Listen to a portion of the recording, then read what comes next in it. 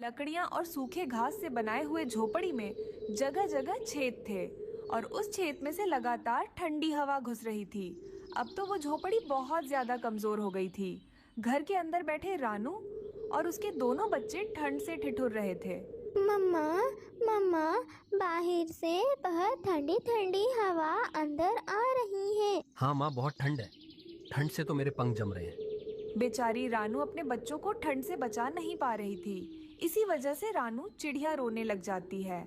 मैं क्या करूं बच्चों, मैं तुम दोनों को इतनी ठंड से बचा भी नहीं पा रही हूँ। मैं तो बहुत बुरी माँ हूँ। माँ रो मत, आप तो बेस्ट मम्मा हो। प्लीज मम्मा रो मत। रात हो जाती है। पूरी रात वो तीनों सो नहीं पाते हैं। सुबह हो जाती है।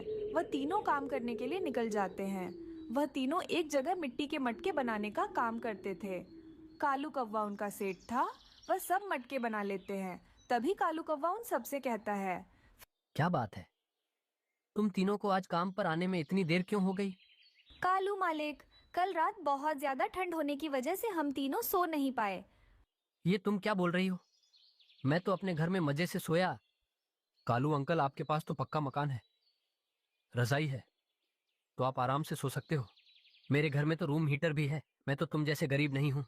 रूम हीटर वो क्या होता है? हीटर बिजली से चलता है और वह पूरे घर को गर्म रखता है।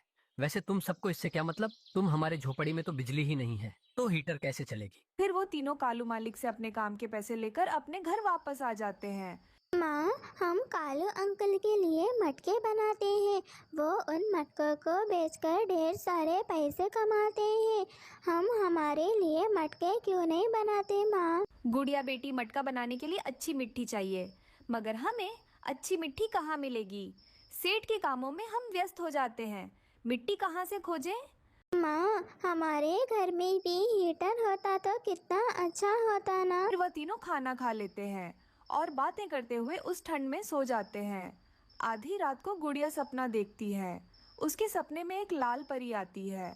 सपने में आकर वह लाल परी गुड़िया से कहती है, गुड़िया, मुझे तुम्हारे जरूरत के बारे में सब पता है, लेकिन जो खुद की मदद करते हैं मैं उनकी ही मदद करती हूँ। मगर लाल परी, हम खुद की मदद कैसे करेंगे? तुम्हें जो करना आता है तुम वही करो। मिट्टी का मटका बनो, फिर मैं तुम्हारी मदद करूंगी। गुड़िया की नींद खुल जाती है। आधी रात को उसने अपनी मम्मा को और अपने भाई कुकू को नींद से जगाया। फिर गुड़िया अपने सपने के बारे में अपनी मम्मा से बताती है।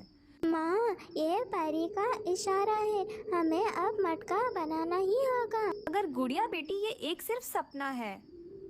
हम मटका बना